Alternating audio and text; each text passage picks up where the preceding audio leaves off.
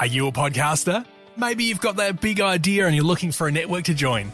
The multi-award-winning Ozcast Network can get your content to eyes and ears all over the world.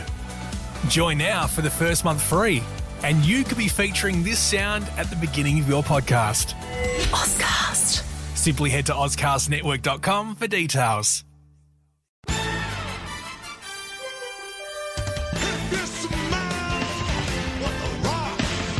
Every time I start talking about boxing, a white man got to pull Rocky Marciano out there. It's about how hard you can get hit and keep moving forward. Oh, this hard goddamn work being this good. One more again, see what I take on your front side, I swear. You ain't my daddy, are you? There's gonna be consequences and repercussions. What time is it? Game time, proof. Okay, welcome again to the Don't Be Blasé podcast. We're coming to you live from the House of Pain, otherwise known as Snap Fitness in the Adelaide CBD. I'm your host, B. Caruana, joined today by a special guest, but we'll get to him in a second. First of all, I thank our sponsor, Larry and Lad. Go see the boys in Region Arcade, get yourself an awesome coffee and listen to some pretty sweet tunes. But for now, on with the show. Now, today's guest host is an associate producer. We've had plenty of input from this young man over the years. We've been we're not quite that great. And the best thing is, I don't know if you just heard that, guys, this guy has one of the most outstanding laughs in the history of humankind. So I'm going to seem really funny today. But no further ado, let me introduce you to Luke Robert Sword. Webb. Luke Robert Sword Webb. He just seems to adopt nicknames and last names. But he's more affectionately known as Shags. So Shags, say hi to the people. Good afternoon, listener.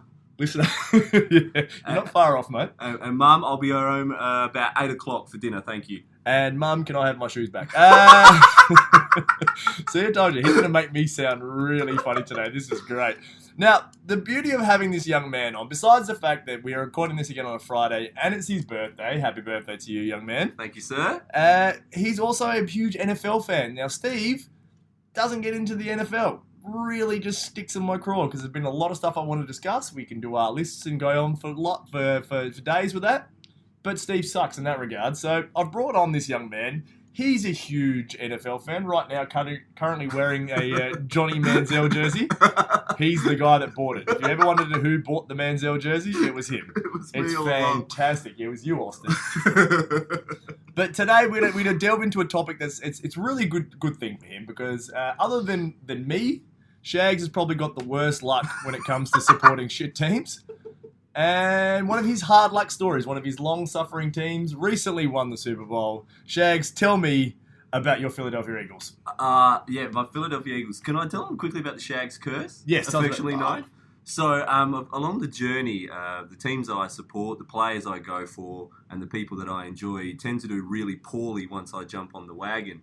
So I've been dubbed the Shags curse, which is normally when I give my sort of stamp of approval to somebody, they go to shit real quick. And one of my teams along the way has been the Philadelphia Eagles, long-suffering Philadelphia Eagles.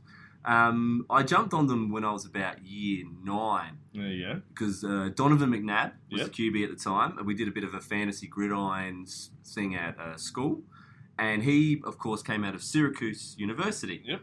And a big, I'd say lacrosse, you like to call it Quidditch, school is Syracuse. Yep. And that's where he came from. So I immediately jumped on this gentleman and I said, I'd never even seen him. Yep. He could have been white, but I should have known better because he's really good. And so I've jumped on him and I've said, this is my team. Yep. Followed him for a very, very long time. And then obviously that magical day came not too long ago for me. It was a beautiful day. I logged off social media all day. I refused to check out the score. Yep.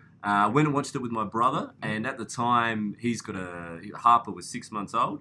He said he'd gone to nap, couldn't make a noise, and I had to watch the game in silence. Oh, that must have been tough because that was an exciting game.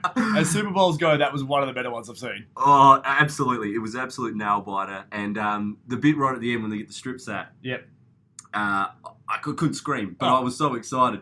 So my brother's got a footage of me somewhere just jumping up and down. Pumping I'm sprinting the on the spot. I'm losing my mind. and you know me, Yeah. to not talk is a That's- very that's- difficult The prospect. fact that you did that for, 2.5 hours, I'm surprised you're still with us today and you haven't exploded. But I'm assuming you'd be very much like, I don't know if you see the footage that Vanessa Bryant took of Kobe. No, I didn't see it. Because he's obviously was born in Yeah. Philly. Yeah. He's played high school in Philly. I mean, Yeah. lived in Italy for most of his life, but, played high school basketball in Philly. And so he's been a long-suffering Eagles fan. And there's footage of him from one end of the game. And that last Hail Mary went up. to Gronk. Yeah. And, you're up by 8. But you just know Tom Brady and you know the Patriots and Yep. no one Yep. was confident Oh, God, no. until that ball hit the ground. Yeah. And, so you see him watching it going, no. And he's holding his daughter. And she's only little. And he's holding her and he's like, no. And then the ball hits the ground. I did the same thing. The ball hit the ground. And then you look to the right of the screen at the clock, which has all zeros. And you're just Yeah. like, they just fucking won. And you see him running up and down on the spot. He's like running on the spot, holding his daughter, just going, we fucking won. We fucking won the Super Bowl. And his wife's like, you're going to wake up the baby. He's like, I'm sorry. You're just so excited. Because you just never believed it was really going to happen. No. Until that clock said 0. Oh, totally. When that final drive when we did get the strip sack, Yeah.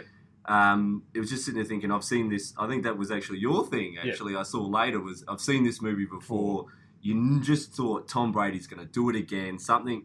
And being the Eagles, we're going to stuff it up. Yeah. But then when it all just happened, it was magical. pandemonium. It was great. I was more the Eagles supporter eating feces and punching police horses more than the Kobe Bryant. Yeah. But, You don't have the smoothness about you, mate. You've been known to run amok and eat questionable things for small amounts of money.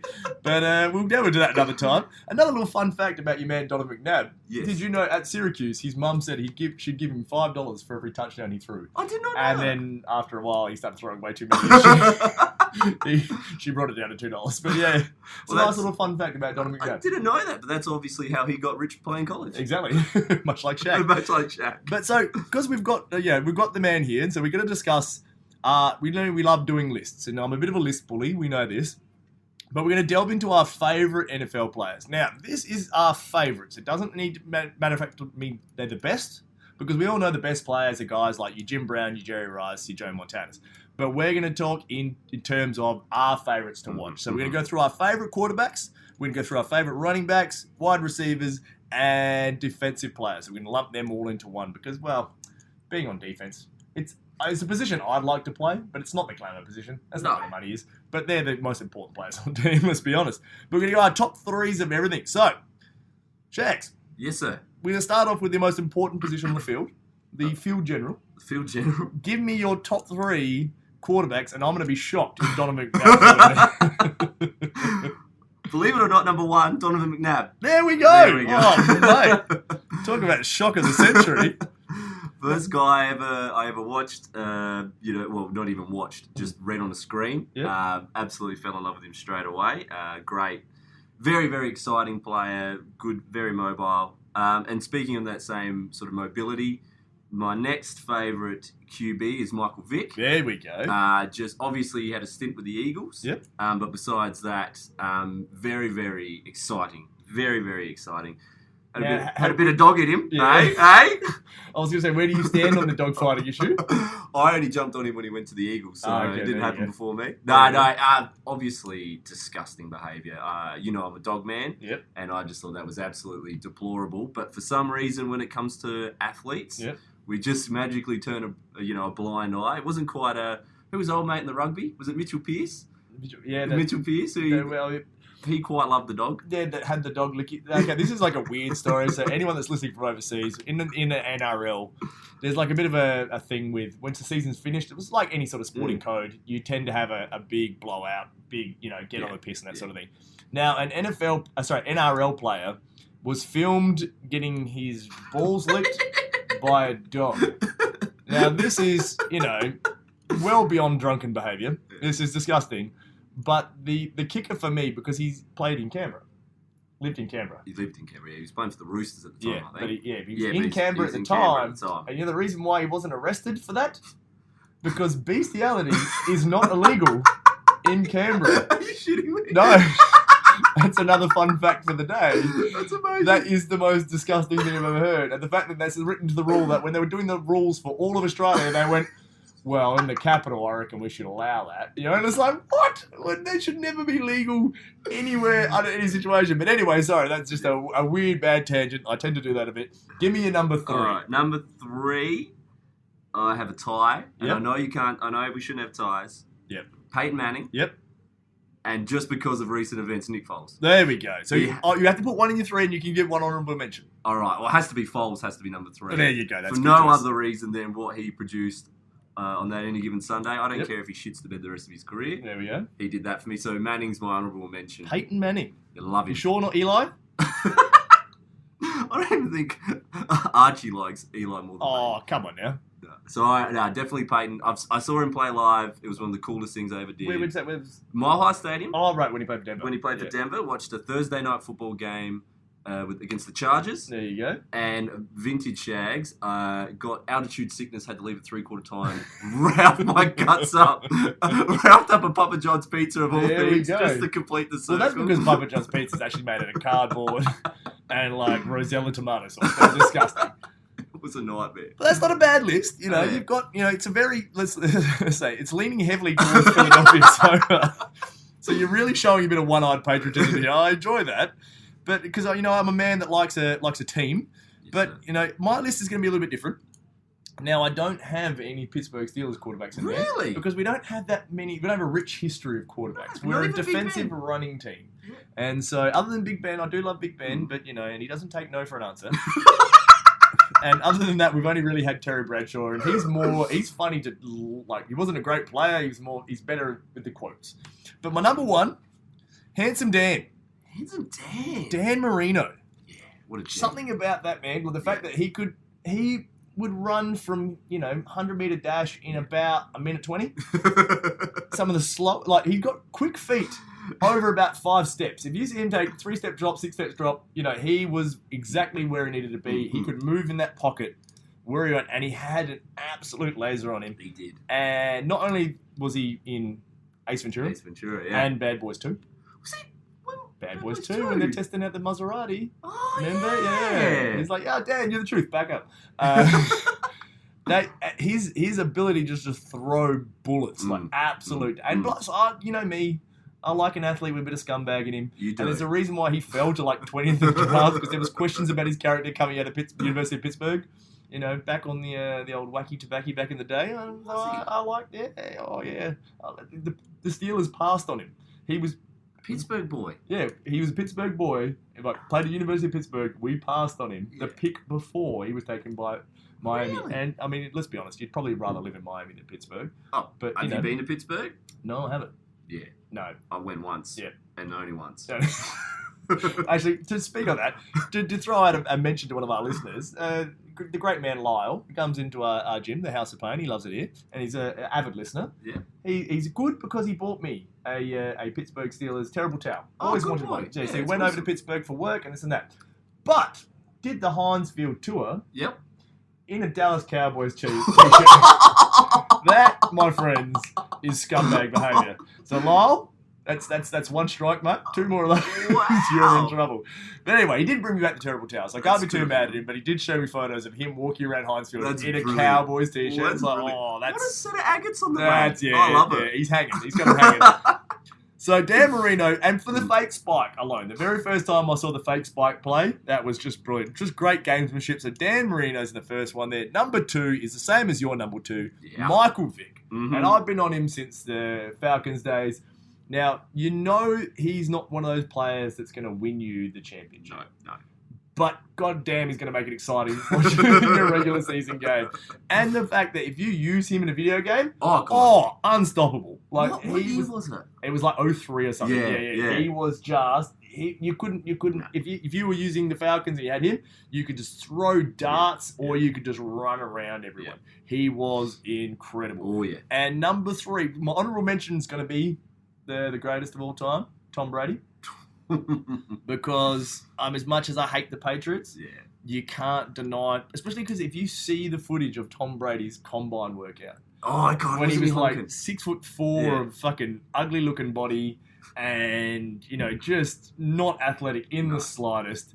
but just had that real chip on his shoulder. And he's that real worked himself up from nothing story. Picked 199th in the draft. Ridiculous. And now, even though he is arguably the greatest football player of all time, wife still makes more money than he does. So that's why he doesn't make the top 3. But number 1 is Joe Montana. Yeah. Yep. Now, Joe was an absolute superstar. A little bit before my time, but I did see him when he got traded to Kansas City. Mm-hmm. But I have gone back because I've been sort of I'm somewhat of a historian when I enjoy a sport. Student of the game. I'm a student of the game, and that's why I get all my Rain Man facts right. I go back, but just to see like the stuff that he did, 4 for 4 in Super Bowls, never lost a Super Bowl, and just for what has been dubbed the drive, 92 yards with no timeouts against the Bengals to win the game. Yep. But the thing that kicks it for that one is they knew it was a TV timeout before they started the drive. Everyone's nervous. There's like a minute and 16 seconds to go in the Super Bowl. They're down by a touchdown. He needs to drive the length of the field to win the game. Yeah. Now, the legend is he looks up into the stands and the rest of the boys in the huddle are like nervous, and he looks up and points to the boys and goes, "Hey, that's John Candy." Uncle Buck. Yeah, Uncle Buck in the stands, and that's how he got the nickname Joe Cool. Like in the most stressful time of his professional life, he still just looked around and went, "Hey, there's John Candy." Like that is just the epitome of cool. Like he never got phased by the. I mean, he had Jerry Rice, John Taylor. Like William Craig at the backfield, like Roger Craig. Sorry. He had the players around him, and that's going to be an argument against why he's the best. But he just, like I said, there's some people that when, it comes to a big moment, Peyton Manning, would tend to fold. Mm-hmm. Some guys, like Joe Montana, may not be the greatest, may not be the best, but when it comes to big moments, they're the guys that step up. And that's why he makes my top 3. That's a great list, Specky. Oh, of course it's a great list. I came up with it. I pat myself on the back a lot. I don't know if you've been listening in the last couple of weeks. But so that's going to be our quarterbacks. Mm-hmm. Now, the most other important position, running back. Run me through your running backs. Running backs. All right. So around the time when I was really getting into my NFL, this guy, greatest show on turf, Marshall Faulk. Marshall Faulk, very nice. For no other reason than hearing Boomer the Marshall. I used to love that. Yeah. He was insane, very exciting to watch. Loved, and like I said, just the timing factor. Yep. But just and Boomer made that for me with that little Marshall. Beast Mode is number 2. There we go. I have to have Marshawn Lynch. Money Lynch. The Skittles. Yeah. The Beastquake. Like, now, that's one of the we'll chuck the video up. Like I said, if you guys aren't NFL fans listening today, this may be a bad episode for you, but it's going to be very NFL heavy. But we will chuck up that video of the Beastquake, quote unquote Beastquake. It's one of the greatest runs in the history of the NFL. 79 yards and breaks 8 tackles, and just the last one he breaks basically pushes the guy and makes him look like a tumbleweed rolling away. So good. And then to top it off, dives into the end zone, grabbing his nuts. This is a man that gave 0 fucks, and we really appreciate that. But anyway, what have you got for number 3? Number 3, TD, Terrell Davis. TD. Very nice. Incredible running back. Actually, that same Broncos game, not that I want to keep bringing it up, but he was actually doing I saw him and Champ Bailey. There you go. They were doing the sort of the rounds because it was a Thursday night game. Just watch him break tackles, his step, he's just the way he read the play. Yeah. Very, very exciting. We know he's good. I think Elway took a lot of the spotlight at the time, but understandably so. QBs always do. But I still think they win nothing without TD. Oh, no. So, well, you look at the career of John Elway. He has some of the best stats and best quarterback stats of all time, but never won a Super Bowl until he had a good running game, and Terrell Davis was that running game. Yeah, he was insane. So that's my top 3 RBs, Specky. Well, that's very good, because this is where we're actually going to agree. Are because of my top 3, number 1, like I said, this is not best of all time. This is just our favourites to watch. And Marshawn makes mine. Yeah. Not so much, on field, amazing. It's the off the field stuff that really wins me over. The commandeering a buggy and driving it around practice when he was at Cal. It's the no script TV show, web show that he's got currently on, I think, Bleacher Report or something. Bleacher Report, yep. Definitely look that up, guys. It's very, very funny. This guy has just got personality. He's got charisma. But then he's not a look at me guy. He does it because he can, and he realizes he's got a market there. Because one of the greatest sound bites of all time was before the Super Bowl when they do all their press and that sort of stuff, and they had legendary Deion Sanders interview him before, when they're doing all the press conferences and that sort of stuff. Yeah. And he's asking him questions, and Marshawn's just giving him like one word, 2-word answers. And he just goes, "You shy? You don't want to talk?" And he goes, "I'm just about that action, boss." And I just think that's one of the greatest quotes of all time. It's just like, mate, I don't need to do the look at me stuff. I will do my talking on the field. And then afterwards, if you want to watch me hang out and have fun, whatever, that's cool. But when it came to talking up his game, he didn't need to. He just, he just did what he had to do. And the fact that he could just run through people was just one of the most impressive things I've ever seen. What was that one that he did with the? Was it I'm just here so I don't get fined? Oh, that was another press conference. He skipped out on a press conference. That's right, and he got fined for it because they legally, contractually have to be at the press conferences. So he just sat there and just said, "I'm just here so I don't get fined." Every question for 5 minutes. The man just beats. He's the epitome of beats to his own drum. And I just love him for it. Number 2, Terrell Davis. Mm-hmm. Same as yours. Now, short career. This is one of those blokes that's one of the great, like we discussed with basketball before in the past, much like Penny Hardaway and Grant Hill, he's one of the great what-ifs. Yeah, because the thing about, I started watching the NFL in 94. Yeah. And so the first ever Super Bowl I saw was my Pittsburgh Steelers versus Dallas Cowboys. And yes, Lyle, Cowboys won that game. Go jump in. Lyle Big Agates. I love this man already.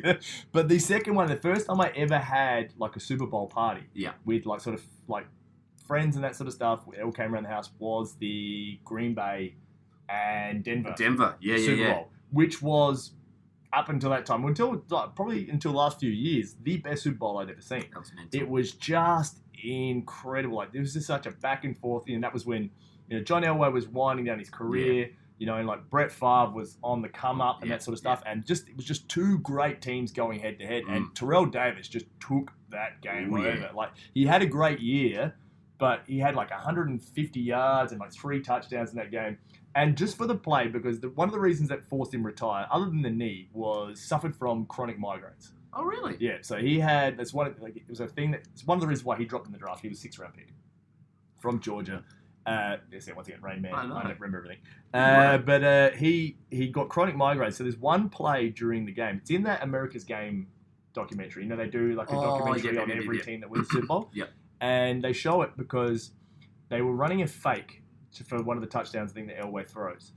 And Terrell Davis got a migraine in the second quarter. So he didn't play half the second quarter. In the middle of the game? Yeah. So he got a migraine, and one of the problems with his migraines is that he'd go blind. He'd lose part of his sight. Yeah. Right. So he had blurry vision, and they needed to run the play, which was going to be a fake to the running back and then throw it over the top. Yeah. Now, the coach knew, Shanahan knew, if he didn't have Terrell Davis in the play, none of the defenders are going to bite on the fake. Yeah. Because they just know they're not going to hand it up to the other running back. They know they're going to read it, it's going to be a fake, throw over the top. And it ruins the illusion. So he went out there pretty well blind. No. Just to run the fake, just to fake, get the handoff, and then just run into the back of one of the offensive tackles. Yeah. But he went out there and did that, like I said, but he couldn't really see. And then obviously, as always, probably they shot him up with something at halftime. Felt a hell of a lot better, came out the second half and just dominated. But yeah, just for that alone, that was when I heard that story afterwards, it was just wow, this guy is just next level competitor. And yeah, so he was always, and just like I said, that step he had, he wasn't the fastest, but he just seemed quick. And he wasn't the strongest, but he just seemed to just be able to get through people and break arm tackles. He was just, he's just solid running back. And I really, really enjoyed Terrell Davis. And the last one shares a nickname with one of the greatest defensive players of all time, but LT. Danian Tomlinson. Yes, sir. The thing is, like I said, I grew up Steelers fan, so I've always loved teams that were based around a running game and defense. That's always the teams that I'm attracted to. The guys that just throw the ball over the place, I'm like, because I've known in history that doesn't always win. It's exciting to watch, but it doesn't always win.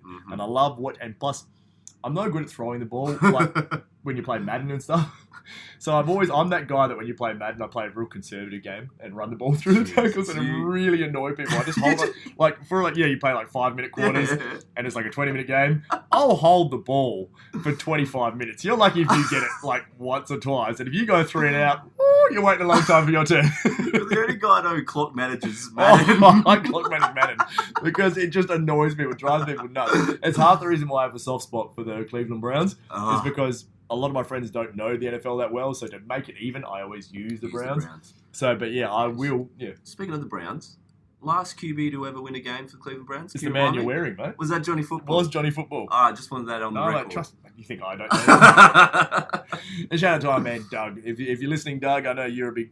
Me and Doug, he's a big Eagles man too. Good work, Doug. But yeah, he's me and him have a soft spot for the Browns. I think it's the same thing. I think he always uses the Brown and Madden too. So there's going to be my top three. Lynch, TD, and LT. Now... God, you come up with good lists, don't you? Oh, mate, this is what I do. This is what we do every week, week in, week out. Yeah. We forgot to tell everyone that I'm like the world's greatest cheerleader too, didn't we? Yeah.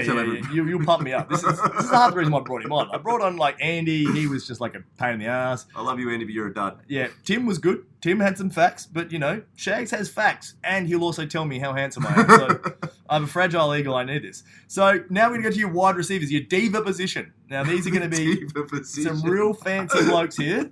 You know what? Two of my three are absolute divas. There we go. Well, run me through your top wide receivers. All right. So number one, Yep. And you'd know this straight away. I love this guy. Is Megatron. Megatron. Not the diva. Yep. But he's just a beast. Calvin Johnson for those playing at home. Yeah, sorry. I just loved. I mean, he's the reason why Matt Stafford gets paid still. Yep. He just throw the ball anywhere. He was just a huge man, but so athletic. He was built like a tight end. Yeah. Like he was like 6'5" and like 240, so like 110 kilos. Yeah. Runs like the wind. Oh, yeah. And you'd literally see him like getting surrounded by 3 defenders, and it was like, just throw it in the air, he'll jump up and catch it. It was like he was incredible. He was a freak. I gutted that he retired early. Yeah. But yeah, he's just exactly what you're talking about. The way they just pitch the ball up. And there's just some catches you sit there and go, that man's got no business being that athletic. So he's my favourite. The next two are pretty much the same guy. I'm going T. Ocho, baby. 2 and 3, T. Ocho. T.O. number 2, Terrell Owens. The old former Eagles player. And the man with one of my other favourite quotes of all time, that I love me some me. I believe that's your family crest, isn't it? It is somewhere in the Carolina household. For no other reason, obviously incredibly athletic, incredibly entertaining. His sound bites were unbelievable. But like one of the guys who you forget he could actually bowl. He was incredible. Well, he has the second leading in nearly every category. Second leading yards or catches, and then third in touchdowns. Yeah. So there you go. He's a freak. But the thing that gets him into my top 3 is when he was playing for the Eagles and we made the Super Bowl the year we lost to the Patriots. Yep. But we got our revenge, so suck shit. He played that game on a broken leg. And he still went for over 100 yards. Yeah. So if you're talking about that competitive spirit of TD, just for me, he wasn't just sizzle, he was steak too. Yeah. He was incredible. And my number 3 is Chad Ochocinco. Better known as Chad Ochocinco. Better known as Chad Ochocinco. The man born and now named Chad Johnson. This is the story I love to tell, because he changed his name legally because the big thing in the NFL is like they go by their initials, and they also go by their number. Right. So he was 8'5". So 8'5" in Spanish is Ochocinco. And so then he decided one time as a joke to put Ochocinco on the back of his jersey above his number. The NFL fined him, so he legally changed his name to Chad Ochocinco. Now that's a level of pettiness that we really appreciate on the show. And this is a good man too, because he's made millions of dollars from the NFL. Yeah.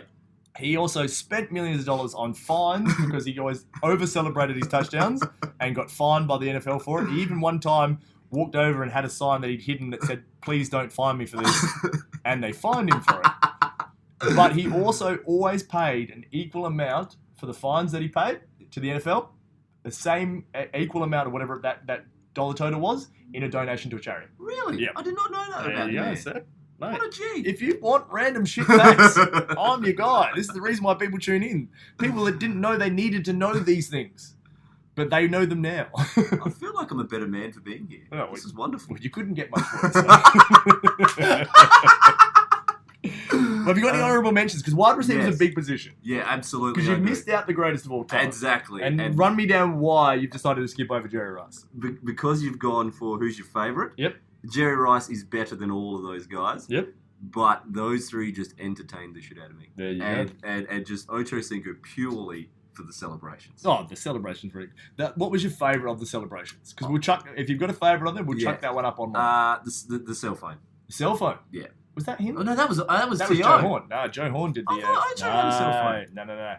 Ocho did the... Did he have the cell phone? Or am I making stuff up? No, T.O. had the Sharpie. T.O. had the Sharpie. Ocho didn't have the cell phone. That was Joe Horn. That was Joe Horn. From the Saints.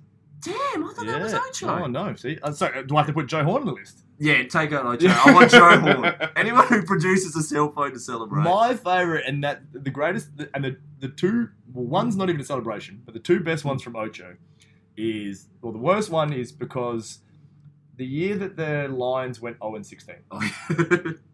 The Detroit Lions, before until this year when the Cleveland Browns went 0-16, they had the record for worst season ever, went 0-16. To make matters worse, Ocho had celebrations planned for every game. And the one game that the Bengals played the Lions in that 0-16 season, Ocho scored a touchdown, hadn't prepared a celebration, and just threw the ball back to the ref. It was like, it was in Detroit too. The Lions fans were like, oh, come on. Not only do we not win a game, when the opposing team comes over, their most entertaining player doesn't even do anything entertaining when he wins. So that was like raining shit on Detroit. Damn. And the number one celebration was trying to resuscitate the ball. That was so he scored the touchdown, drops down to his knees, and he's trying to give mouth to mouth and like do compressions on the ball to bring it back to life. And then he just like puts his hands up like he's crying, like he walks to one of his teammates. That was special for me. What a legend. But what not a legend. my list here.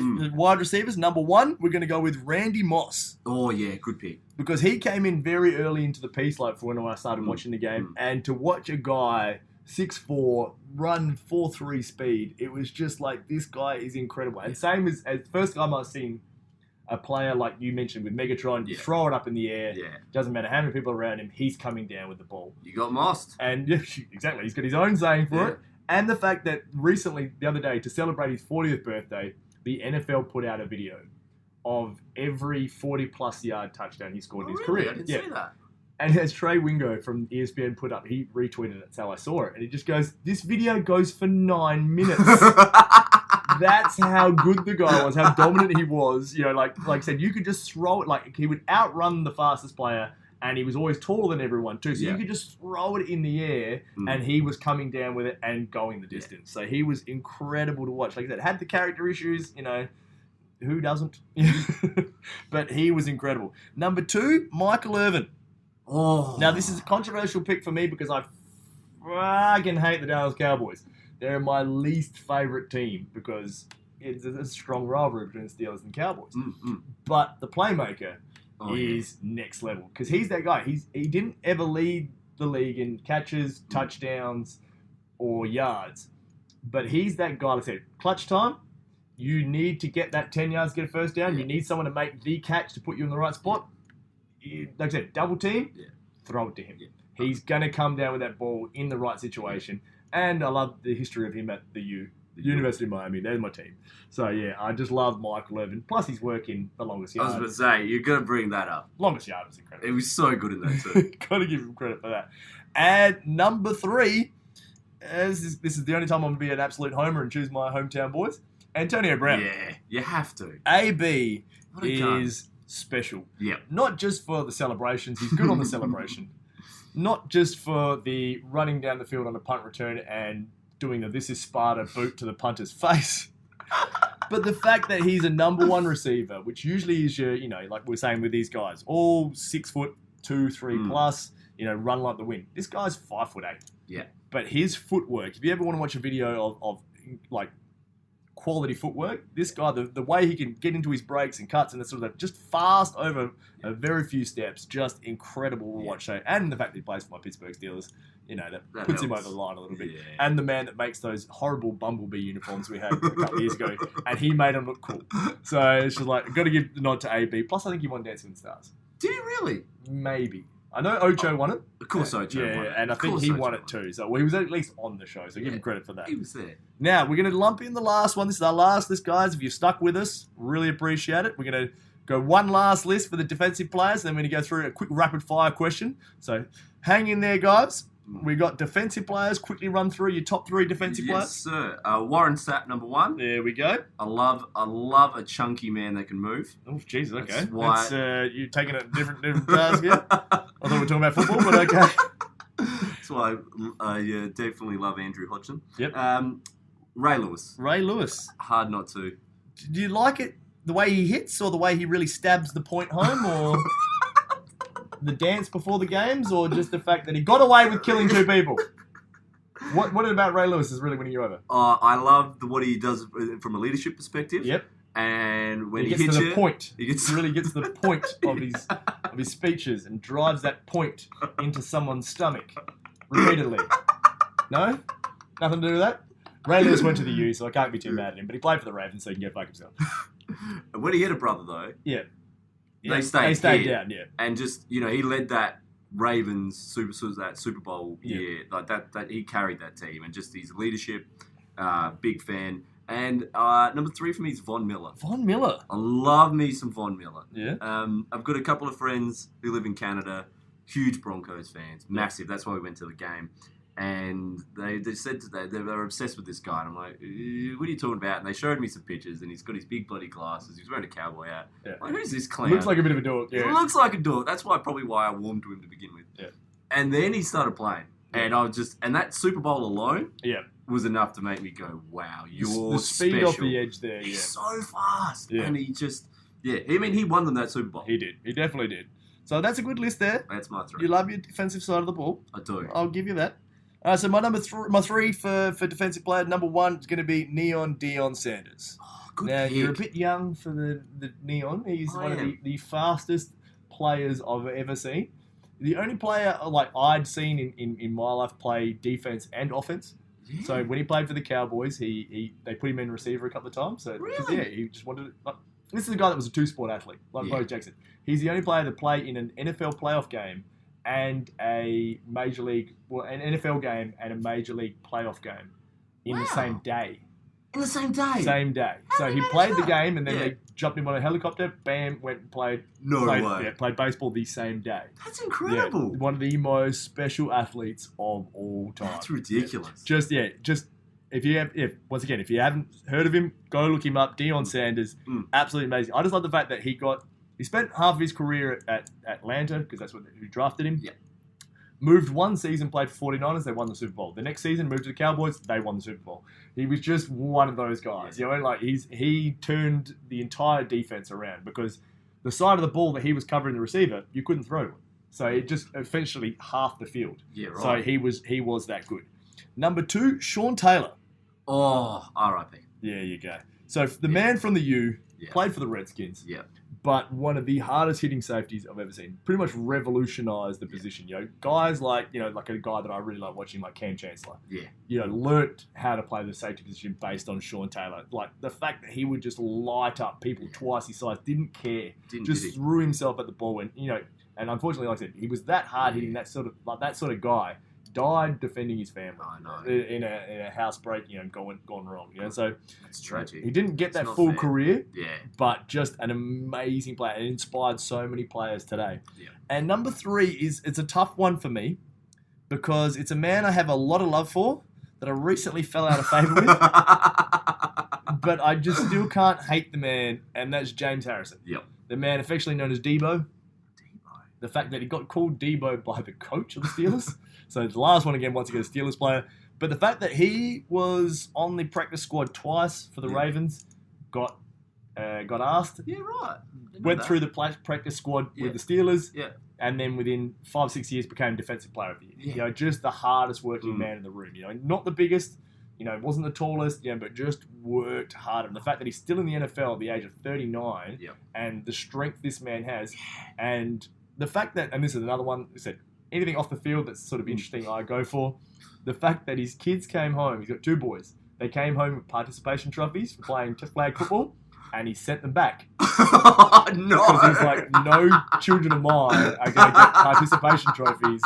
Nothing in life got handed to me. They're going to learn to earn things. So for that alone, being the dad of the year, that to me is going to put him over the line. Even though he's gone to the Patriots, he left us mid-season. Well, we dropped him mid-season. I've always loved James Harrison. And for the fact that, okay, we love NFL players and there are amazing athletes, but they're not really good cardiovascular fitness-wise. So in the Super Bowl where we beat the Cardinals, he's got a 100-yard interception return. Yep. So he's run 100 yards with the football. Yep. That's it. He was on oxygen the entire halftime break.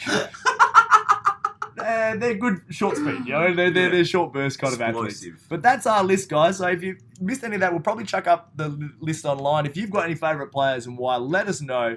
But before we go, I'd like to do this with Steve, but I'm going to do a quick rapid fire one with Shags here. So if you bear with me for another minute. Shags. Yes, sir. Crunchy or smooth peanut butter? Crunchy. Yes. Jam in Lamingtons? No. Wrong. Okay. Sorry. Yeah. And this is the sleeper. What is the best Arnott's biscuit? Tim Tam. Oh, that's 2 out of 3. Can I change that? No. Okay, what do you got? I don't even want to say that. I just got caught up in a moment. It's got to be Monte Carlo. Okay, partial credit. He's back. Nah. He's back. He can come back, folks. He's got 2 out of 3 right. Because I don't agree with Steve with the no jam thing on Lamington. They need jam. You need jam. You do you? Yeah. You're fig jam. Yeah, I am fig jam. Nathan Buckley's got nothing on me. But yeah, 2 out of 3 is not bad. So we might have the young man back. I hope you enjoyed that, guys. So that's going to be us for this week, guys. Chuck up any stories on the Facebook. Don't forget to check out the AustralianPodcastFestival.com.au. Check out the festival coming on next week. Steve and I will be there representing. So if you've got any questions for us that you want to throw out there, let us know. But for Speed Caruana saying goodbye, for Luke, Roberts, Sword, Webb, Shags, saying goodbye. So long, folks. And we'll speak to you next week. Peace. Are you a podcaster? Maybe you've got that big idea and you're looking for a network to join. The multi-award-winning Ozcast Network can get your content to eyes and ears all over the world. Join now for the first month free, and you could be featuring this sound at the beginning of your podcast. Ozcast. Simply head to ozcastnetwork.com for details.